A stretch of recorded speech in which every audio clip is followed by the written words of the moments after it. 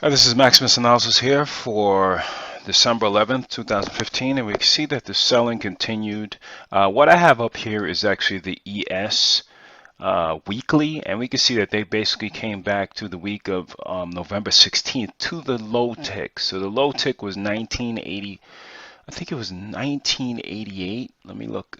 Yeah, excuse me, 1998.50, and it was the same exact low they tapped it today. So, are they going to continue or not? Is the question for next week. But they gave up all the gains that we've seen for this week, which was a huge run up right here.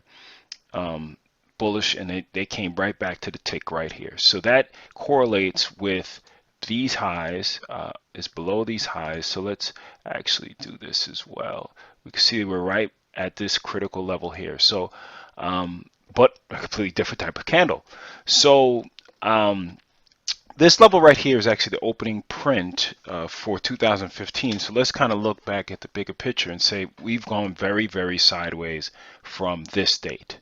Okay, we can see this has been a very challenging market to get some follow through. Again, individual names have moved very, very well. And again, not saying there wasn't money to be made. Obviously, people have made money. But as far as it trending, people got very used to 2014, 2013, 2012, and based on those years, I mean, this was just a great bull run. So, what I would want to see for next week is if they're going to hold basically this 1985 area and this 1970 area. The 1970 area is basically the midpoint from this low of August to basically these highs, and really want to see how that's going to play out moving forward. I don't want to, again, there could be some type of involvement from the invisible hand that gives you a higher low. So again, I'm just going to trade what's in front of me and we can see what happens. But again, NQ really gave a big sell signal today.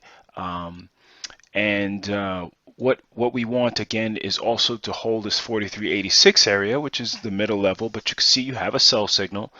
They broke 2 weeks back, and they just need to hold this 44.70 area at least. Again, this is not the worst out of the bunch, so we just want to treat it accordingly. Again, this is coming near the highs. I mean, it's a lot better looking chart, but we can still see that that is a big engulfing candle, and we want to see if we have some follow through for next week to the downside. So we have the YM on the weekly, and again, they've touched. I wish I could make this stuff up, but you can see this run from here. Same type of run from here. I thought that it would actually go up a little bit higher, but it stopped at the midpoint of the chop. And you could say, okay, came here and pretty much struggled and now is giving another engulfing. But again, they have given this before, but this just feels like really unnatural type of movement going on right here. So even on the weeklies, it's been a really, really challenging environment. So don't beat yourself up too bad. IWM is really going sideways and now came up and now is following through to the downside. So we want to see if they're going to again follow through or be able to recapture this 120 area. But right now, you see I was kind of just grinding sideways. You get a flush down in maybe a couple weeks and they test this low, it could really have a really fast move to the downside. But again, if they recapture this 120, 122 area, then we just have to keep an open mind regarding things. Crude is continuing its down. It's actually really moving down significantly, and this is the weekly chart, and you see that they're well below, close below with high volume. This base of this 40 area, so it's continuing to move down.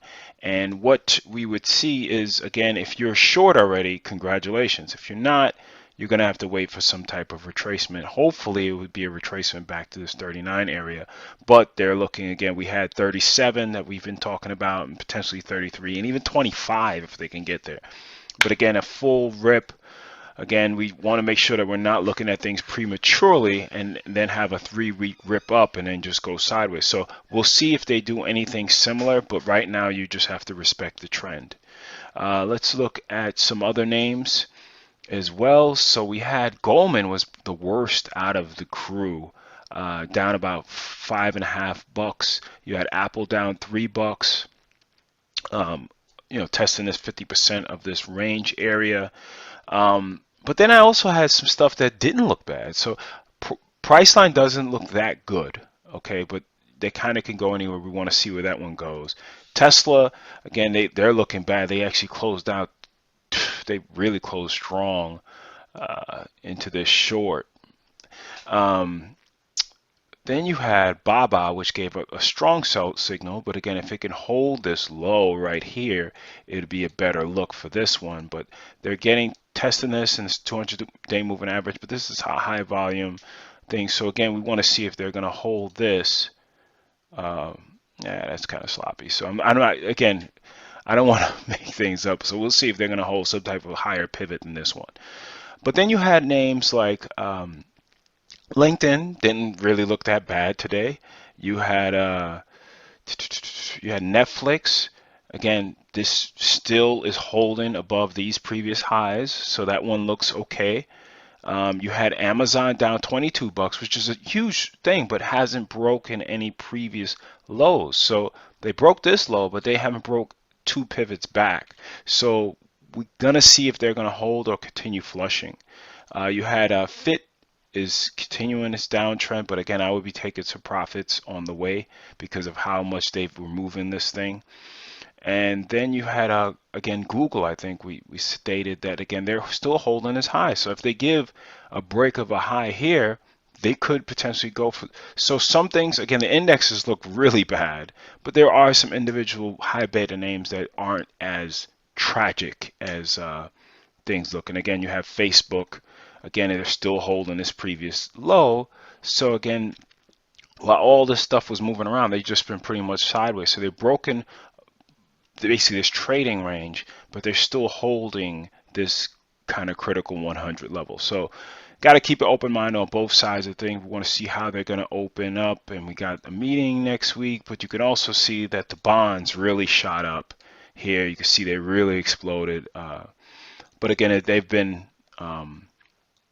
moving down and up and down and up. So usually it's an inverse relationship, but it's been kind of all over the place. So again, we'll trade it accordingly. Sorry for the video being a little bit longer than typical, the typical videos that I do. But again, I think that it's cautious. Again, we want to see if there's going to be a dead cat bounce or they're actually going to move things up properly. And I don't want to ever say this is going to be the high or this is the low.